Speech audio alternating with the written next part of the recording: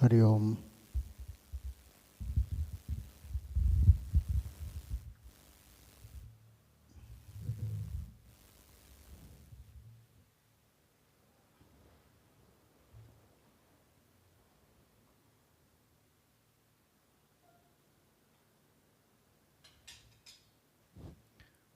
Om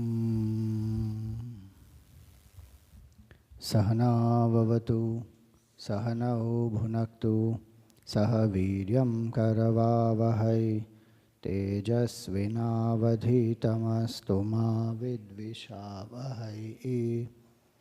Om Shanti Shanti Shanti.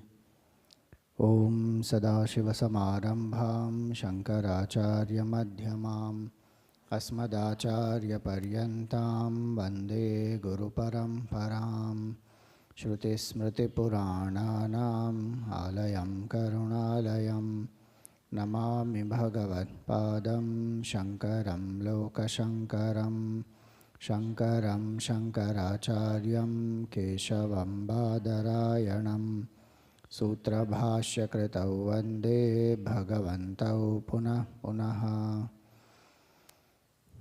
Vasudeva Sutam Devam Kamsachanuramardanam Devaki Paramanandam Krishnam Vande Jagadgurum Samastajana Kalyane Niratam Karunamayam Namami Chinmayam Devam Sadgurum Brahma Vidvaram.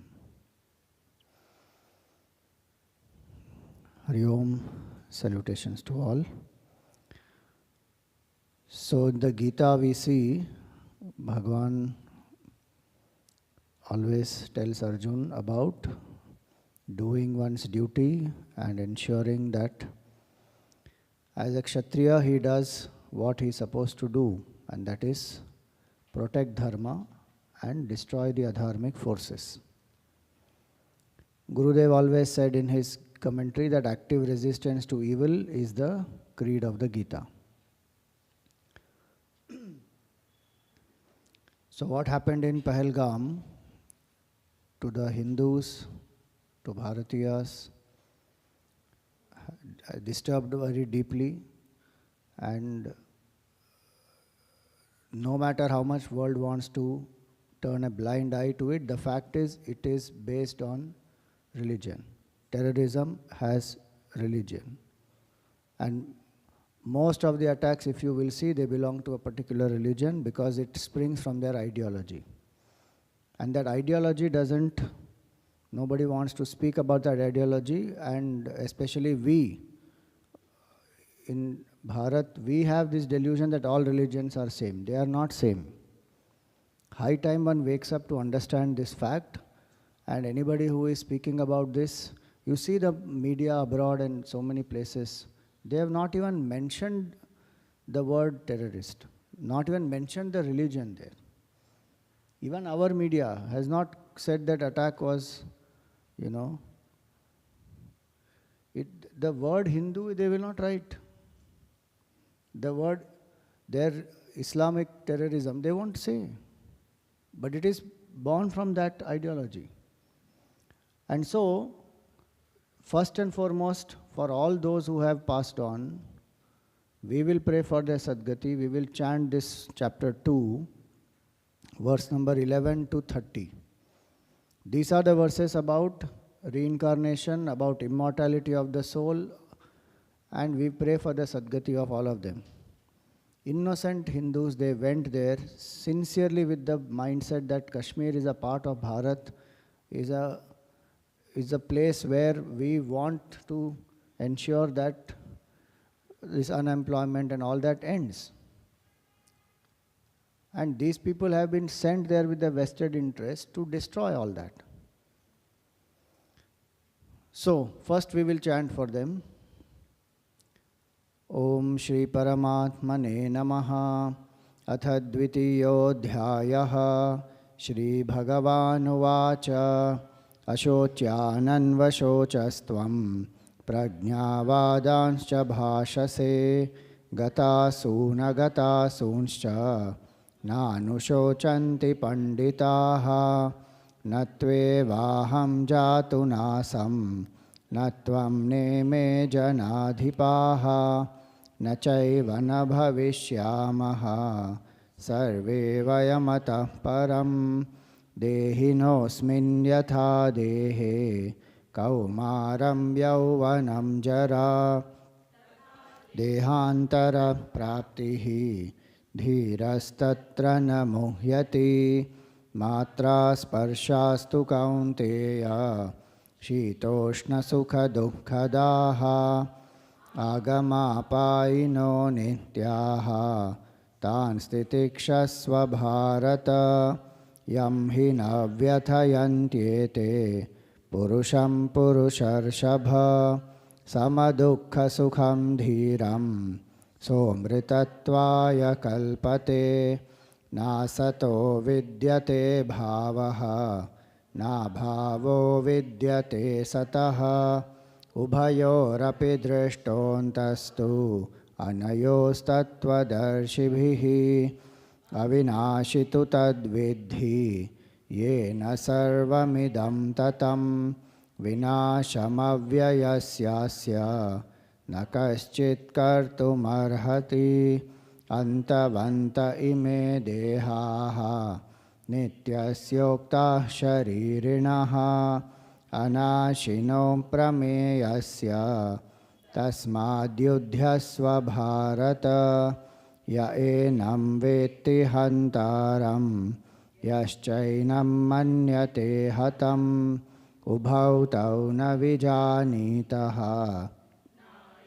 हन्ति न हन्यते न जायते म्रियते वा कदाचित् नायं भूत्वा भविता वा न भूयः अजो नित्यः शाश्वतोऽयं पुराणः न हन्यते हन्यमाने शरीरे वेदाविनाशिनं नित्यं य एनमजमव्ययं कथं स पुरुषः पार्थ कं घातयति हन्तिकं वासांसि जीर्णानि यथा विहाय नवानि गृह्णाति नरोपराणि तथा शरीराणि विहाय जीर्णानि अन्यानि संयाति नवानि देहि नैनं छिन्दन्ति शस्त्राणि नैनं दहति पावकः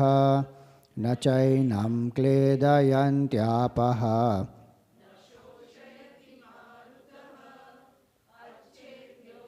अदाह्योऽयम् अक्लेद्यो शोष्य एव च नित्यः सर्वगतस्थाणुः अचलोऽयं सनातनः अव्यक्तोऽयमचिन्त्योऽयम् अविकार्योऽयमुच्यते नानुशोचितुमर्हसि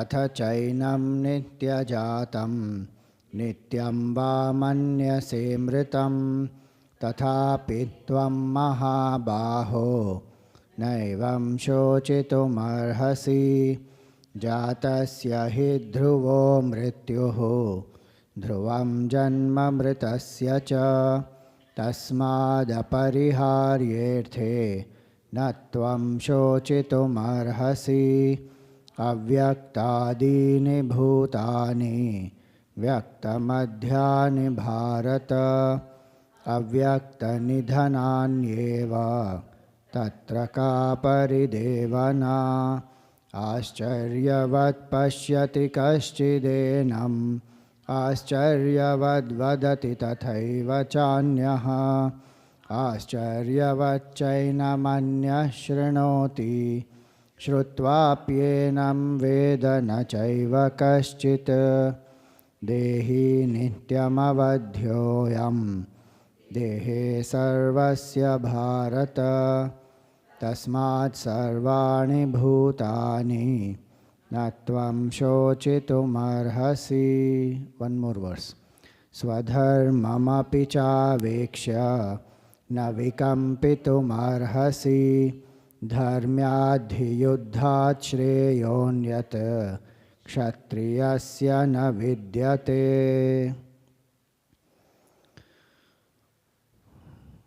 This 31st verse, Bhagavan says that keeping in mind what is one's own swadharma, also one should be steadfast in that and not navikampitum arhasi. One should not have tentativeness. In this context, Arjun is on the side of dharma. And so he says, for a Kshatriya, there is nothing better than that. He is on the side of dharma. And he has to protect dharma. So the next part is this. See, the government will do various things. Already some measures have been put into place. But a strong reply has to come. And so we will do one japa. Invoke the grace of Bhagavan Narasimha. That all the armed forces and whoever is going to give that strong response, may the spirit of Bhagavan be with them, and may the people also have that spirit, that we are not going to sit taking this, so simply. Whatever has to be done needs to be done, and we have to stand united for that. If our own people, even today, even many people still think that terrorism has no religion, they are sleeping. In which world one is living? And look at the countries across the world. For their ideology and for their thought process, are they not protecting themselves, and then the war is happening or not? How long one will keep saying that ahimsa and silence and peace talks, and we keep encouraging. For some time, some things will get suspended. After a few months, again those things will resume with them. How long that goes on? Some strong response has to come, and the world is not going to do anything. It is we only who have to do it. If we keep waiting with the concurrence of everybody, nothing will happen. From the time of independence, we have seen now, till now, how many genocides have happened, and Hindu genocide the world doesn't recognize. Islamophobia, they have such a big term for that. What is about Hindu genocide? There is no recognition of Hindu genocide. Murshidabad, what all happened? How many Hindus killed there? Just for certain amendments which are made in an act which is so draconic, how many people were killed? In Nagpur, what happened? This is with a government which is elected by us, and so strongly, and still these people can get away with any of this. So what will be this thing then? If we don't have defense for ourselves, we are left by ourselves, honestly. So Narasimha spirit has to come in us also. It's not only armed forces. And we need to prepare ourselves to ensure that we don't go through. Otherwise, we will be slaughtered like this only. In this country, how much, who will come to protect? How much will they come to protect? So, I am doing this as my personal sadhana. For the next 21 days, I am going to do this 108 times japa of Om Namo Bhagavate Narasimhaya. It is up to you if you want to do it. And I am going to do and pray. I am a sannyasi. For me, it is that I can pray to Bhagavan, and I can pray that every Hindu gets that spirit to protect themselves, to defend themselves, and also the armed forces get that strength to give a befitting reply, and may the government also have that vision and that clarity. So I am going to do that now, and then we will do our 13th chapter. So if you want to join, you can join.